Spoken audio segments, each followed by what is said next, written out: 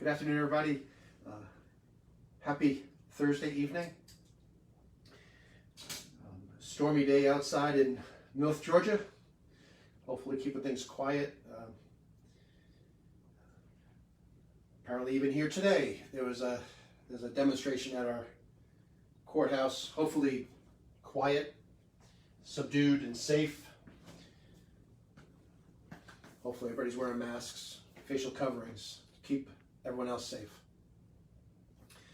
I appreciate the questions. Please keep them coming. I'm going to touch base on supplements again today. At different times over the last couple of weeks, I mentioned 2, maybe 3 different supplements that may or may not have any benefit for prevention or treatment of viral diseases, particularly in focus of COVID-19. Those 3 supplements are zinc, vitamin C, and vitamin D. Vitamin D was interesting, and I'll touch on that first. Vitamin D, in observation of people who did poorly with the disease COVID-19, many of those patients were found around the world to have a low level of vitamin D in their bloodstream. When I say a low level, I mean below normal. Okay. So it was found that in those with appropriate levels of vitamin D were not as likely to do as poorly. It does not mean that vitamin D protected people from catching SARS-CoV-2 and coming down with the disease COVID-19. But it's very interesting that in observations, people who had a below normal level of vitamin D didn't fare as well. So what do we need to do with that information? We need to investigate. We need to find out what vitamin D has to do with protection from having diseases create a worse clinical outcome, particularly a viral disease such as SARS-CoV-2. Number 1. And that's for the researchers to take care of and for us to monitor and report as the research comes in. What I would recommend you do is to make sure that if your vitamin D level is below normal, that you take an appropriate amount of vitamin D to bring it to normal. What I recommend for my patients is to take 1,500 international units of vitamin D3 every day. And they should take it with food so that it absorbs better. Since vitamin D is a fat-soluble vitamin, it absorbs better when you take it with food. If you're not my physician, if I'm not your physician,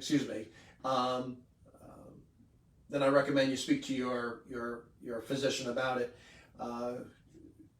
Other major medical centers would recommend 600 international units or 800 international units per day of vitamin D3.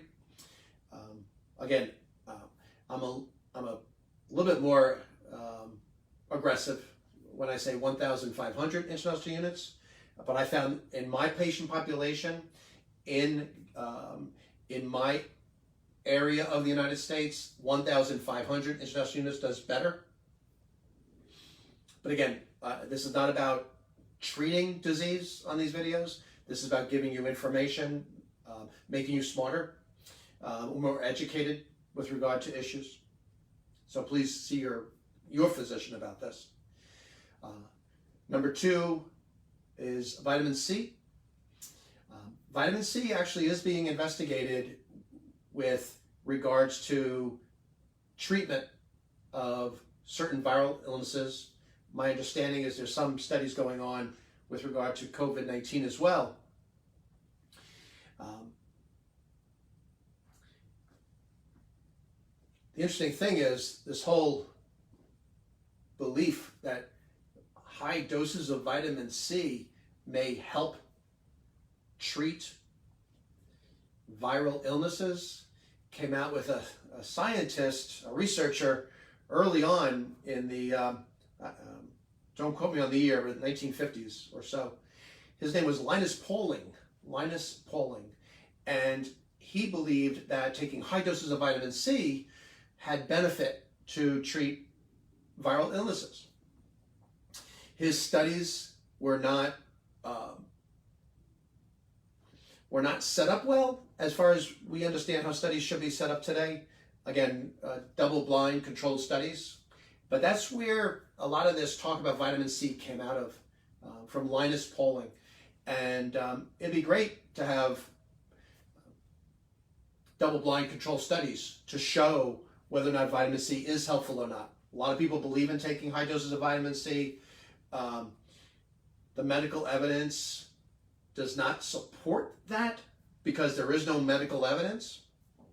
Taking high doses of vitamin C, overdosing on vitamin C, can cause illness, can cause gastric illness, gastric upset, nausea, vomiting, diarrhea, things like that. So you don't want to overdose on vitamin C. The recommended dose of vitamin C for an adult female is 75 milligrams a day. For an adult male is 95 milligrams a day.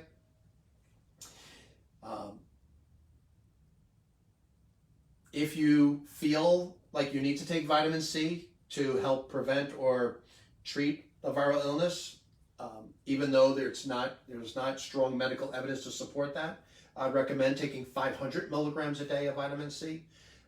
I would rather you get that vitamin C, though, from fruits and vegetables, particularly citrus fruits. A lot of vitamin C in fruit. It's a natural form of vitamin C. I believe that's a better way to get vitamins in. Again, with eating fresh fruits and vegetables, with a healthy diet. To add to that, a healthy exercise program is always beneficial to your health. I believe that exercise does help the immune system. I believe that exercise, particularly aerobic exercise, can help prevent disease by making you a healthier person. So that's vitamin C. The third one is zinc. Zinc is interesting.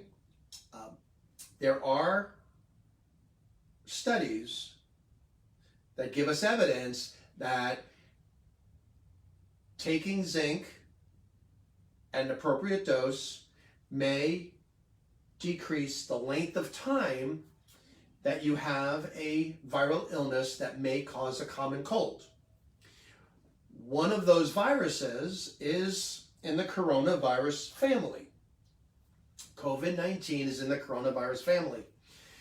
So there are ongoing studies today that are looking at whether or not zinc can benefit the patient who has COVID-19.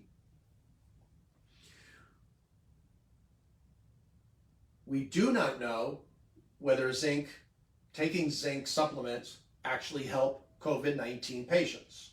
Those studies are ongoing. We have no results yet. As soon as those results do come out, I'm going to get them to you as soon as I have them. Do I recommend taking zinc? Should you have cold or viral related symptoms? In other words, mild symptoms such as runny nose, scratchy throat. What I will tell you is, I don't think it's a bad idea. What we do know is that taking zinc lozenges at an appropriate dose helps decrease the spread of the virus at the area of the throat if you suck on a zinc lozenge.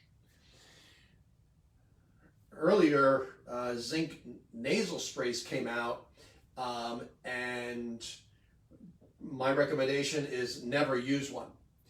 One of the side effects of zinc is potentially to decrease the ability for you to smell.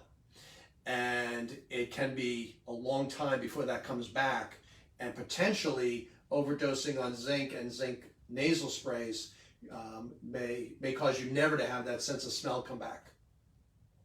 And that would not be a good thing, right? Okay. Zinc lozenges seem to benefit some viral illnesses. Taking zinc lozenges seem to decrease the length of time that someone suffers with a virus that causes mild cold-related symptoms.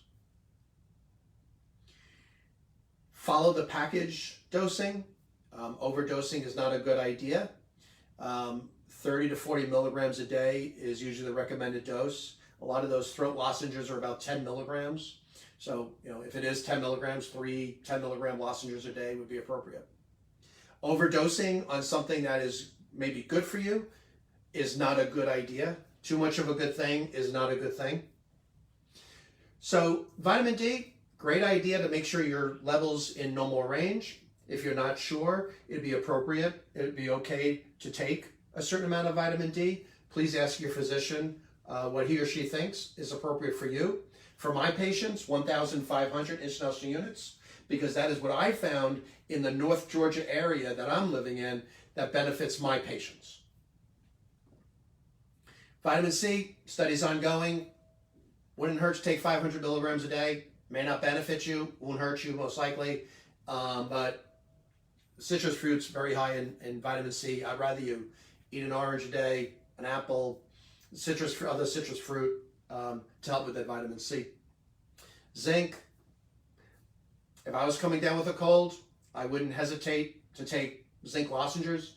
I wouldn't take more than the appropriate dose or recommended dose. Again, I would stick to 30 to 40 milligrams a day on those, or what's recommended on the package insert, and I would never use a nasal spray with zinc in it because of the high risk of knocking out the ability for you to smell, or damage the nerves that allow you to smell, the olfactory nerves. So I hope that clears any misconceptions up about supplements with regard to colds, cold viruses, COVID-19. Please stay safe. Please stay covered up. Facial coverings, soap and water. I look forward to talking to you again. Have a safe evening. Good night, everybody.